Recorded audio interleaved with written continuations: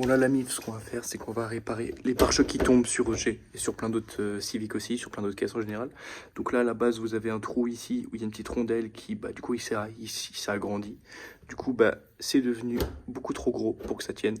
Ce qu'on va faire, c'est qu'à l'aide de ces deux outils, on va pouvoir faire la réparation. Donc là vous avez la référence du petit clip là que je vous ai montré. Vous avez la ref. Par contre pour la vis je sais pas, donc va falloir que vous cherchiez, mais sur AKR normalement il devrait y avoir. Bon, je vous filme tout ça. Si tu veux pas te faire chier, là, en gros, ici, tu dois enlever le petit truc en plastoc qui est là. Donc là, normalement, il n'y a pas de vis. Après, par contre, pour enlever celui au-dessus, pour pouvoir bien passer par derrière, pour enlever celui au-dessus, tu vas avoir quelques clips. Tu vas avoir un petit clip là. Et là aussi, il y en a. Ouais, on les voit. Là, il y en a un. En bas, il y en a un. Il faut les enlever ceux-là. Et après, si vraiment tu veux être tranquille, tu as aussi celui-là à enlever. Si vraiment tu veux te faire chier. Et celui-là.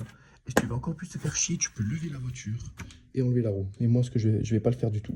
Parce que j'ai la flemme. Je vais le faire à la mongole. Bon, c'est nickel. J'ai enlevé ici un.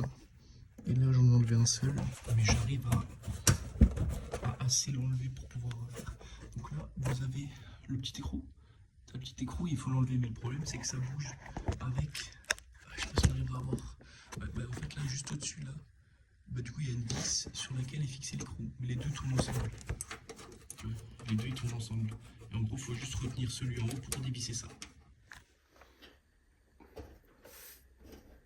Bon, comme vous voyez, là, je tiens la vis du haut avec une pince. Et là, on peut l'enlever. Hop.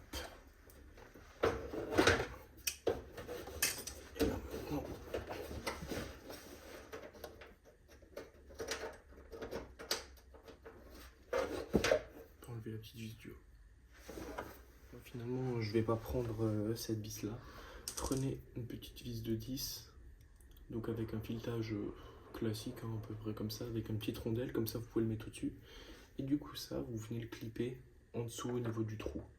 Parce que là vous avez une petite ouverture, là vous le voyez, là, petite ouverture pour pouvoir le clipper. Ce que vous faites, vous mettez bien niveau la vis ici, et ensuite, dans ce sens, donc ce sens ici avec le trou vers le haut comme ça.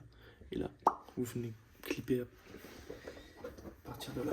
Donc là, je vais essayer de le faire là.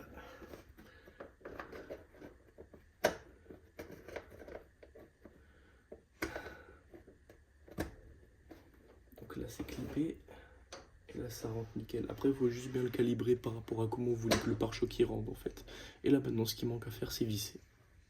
Au final, j'ai utilisé la vis qui était déjà dedans. J'ai juste enlevé l'écrou.